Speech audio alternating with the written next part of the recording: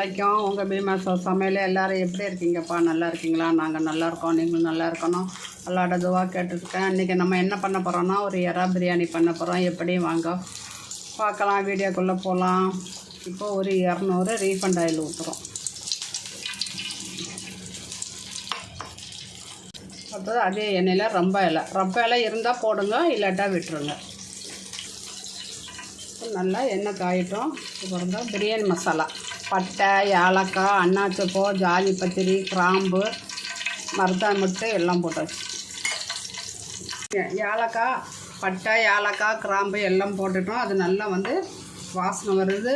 நம்ம ரொம்ப எல்லாம் போட்டிருக்கோம். இப்போ அடுத்தது வெங்காயம், ஒரு 1/4 கிலோ வெங்காயம் நறுக்கி வச்சுருக்கேன். இதை போட்டோம்.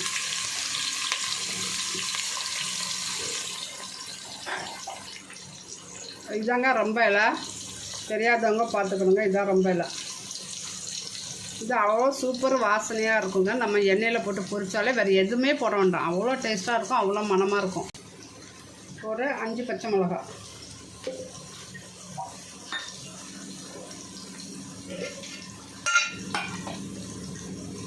அதே வெங்காயத்தில் மல்லித்தலை. இந்த மல்லித்தலை நம்ம வெங்காயமும் எண்ணெயிலையும் போட்டுட்டோன்னா லாஸ்ட் வர அந்த மல்லித்தலை வாசனை இருக்கும் பிரியாணியில். இப்போ பாருங்கள், இஞ்சி பூண்டு 50 இஞ்சி 50 பூண்டு போட்டுட்டோம். இது நல்லா வதங்கட்டும். இப்போ நம்ம என்ன பண்ண போகிறோன்னா ஒரு 100 சின்ன வெங்காயத்தை மிக்ஸியில் அரைச்சி வச்சுருக்கோம். இறாவுக்கு நம்ம மசாலா போட்டால் மசாலா இறால பிடிக்காது, சாதத்துலேயும் இருக்காது. சாதம் ஒத்தையாக இருக்கும், அதில் மசாலாவே ஒட்டின மாதிரி இருக்காது. அதனால் பாதி வெங்காயத்தை போட்டு அரைச்சிக்கணுங்க. 1 கிலோக்கு 400 வெங்காயம் போடுங்க, அப்போ தான் நல்லாயிருக்கும். நம்ம பிரியாணிக்கு போட மாதிரியே இதுவும் போடணும். நான் 1/4 கிலோ வெங்காயத்தை அரைக்காமல் பெரிய வெங்காயம் போட்டுட்டேன். ஒரு 100 சின்ன வெங்காயத்தை மிக்சியில் போட்டு ஒரு சுற்று அப்படியே சுற்றி போட்டுட்டேன். ஒரு தக்காளி, 1/4 கிலோ தக்காளி. இது கொஞ்சம் காரம் புளிப்பெல்லாம் இருந்தால் தான் நல்லாயிருக்கும். கிட்ட நின்று செய்யலாம். நம்ம மட்டன் சிக்கன் மாதிரி கிடையாது. இது நல்ல டேஸ்ட்டாக வித்தியாசமாக நல்லா இருக்கும். பாருங்க, நல்லா வதங்கிட்டு இருக்குது. இப்போ ஒரு பாதி தக்காளி முழுசாக போட்டேன், பாதி தக்காளி அரைச்சி ஊற்றுறேன். 1/4 கிலோ தக்காளியில் நீங்கள் தக்காளி நிறைய வேண்டாம்னா 200 தக்காளி போட்டுக்கணுங்க. கண்டிப்பாக 200 தக்காளி போடணும். நான் கொஞ்சம் காரம் புளிப்புலாம் கொஞ்சம் நல்லா இருக்கட்டும். இறாக்கு மீன் பிரியாணி செஞ்சால் கூட இப்படி தான் செய்யணும். மீன் பிரியாணிக்கு நம்ம கொஞ்சம் புளி கூட ஊற்றிக்கலாம். நம்ம இதே மசாலாவில் காஷ்மீர் மிளகாத்தூள் 2 ஸ்பூன் போடுறோம். இதை நம்ம வீட்டில் நம்ம தயாரித்து நம்ம சேல் பண்ணுறோம். இது எப்படின்னா காரமும் இருக்கும், நல்ல கலரும் இருக்கும். இப்போ நம்ம இது எண்ணெயிலே போட்டு வதக்கிடலாம். இப்போ நான் 200 எண்ணெய் ஊற்றினேன். இப்போ இதுக்கு மேலே ஒரு 50 எண்ணெய். நம்ம நெய் ஊற்றுவோம்ல, அதுக்கு பதிலாக ஒரு 50 எண்ணெய். 1 ஸ்பூனு வெறும் மிளகாத்தூள், 2 ஸ்பூனு தனியாத்தூள், 2 ஸ்பூனு கரம் மசாலா. இவ்வளோ போட்டு நம்ம நல்லா வதக்கிக்கிட்டு, காரம் பத்தாட்டா நீங்கள் 2வது போட்டுக்கலாம்.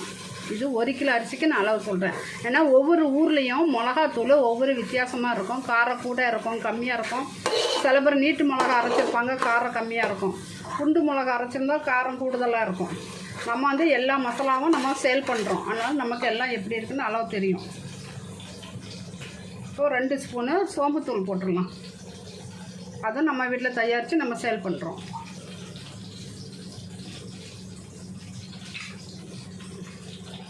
மசாலா எவ்வளோ இருக்குது பார்த்தீங்களா? இப்போ நம்ம ஒரு 100 தயிர் ஊற்றிடலாம். அடுப்பை கூட்டி வச்சுட்டு கிட்ட நின்று நம்ம செய்தால் கரெக்டாக செஞ்சிடலாம். எண்ணெய் ஊற்றி ரொம்ப இலை போட்டேன். நீங்கள் ரொம்ப இலை இருந்தால் போடுங்க, இல்லாட்டா விட்டுருங்க. மல்லித்தலை போட்டுருங்க. பட்டை, ஏலக்காய், கிராம்பு, மசாலா ஐட்டம் எல்லாம் போட்டுக்கிட்டு வெங்காயத்தை போட்டு நல்லா சவுந்த பிறகு மற்றபடி ஒவ்வொரு ஐட்டமாக போடணும். இஞ்சி பூண்டு போட்டால் நல்லா பச்சை வாசனை வரணும். அப்போ தான் இஞ்சி பூண்டு ரொம்ப வாசனையாக இருக்கும் அந்த பிரியாணியே. இப்போ தான் நம்ம இறாவை மஞ்சத்தூள் போட்டு கழுவி வச்சுருக்கோம். இப்போ இறா எடுத்து போட்டுடலாம். இது 1 கிலோக்கு 1 கிலோ இறா போடணும். இப்போது புதினா போட்டு விட்டுடலாம்.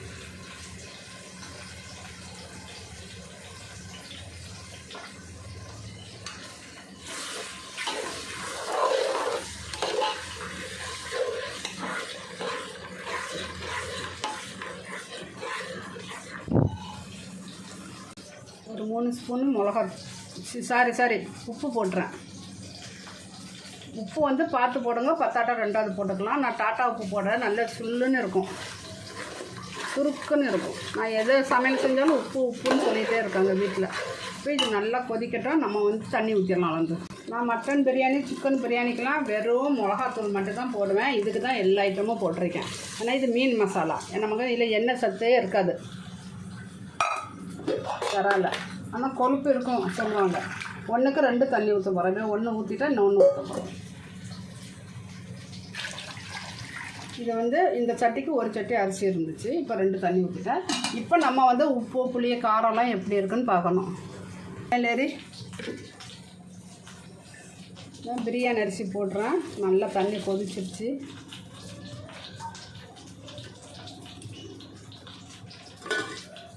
இது பாருங்க, பிரியாணி ரெடி ஆகிடுச்சு. இப்போ நம்ம நெய் ஊற்ற கூட தான் நினச்சேன், முந்திரி வேணுமா நெய்க்கு போட்டாச்சு.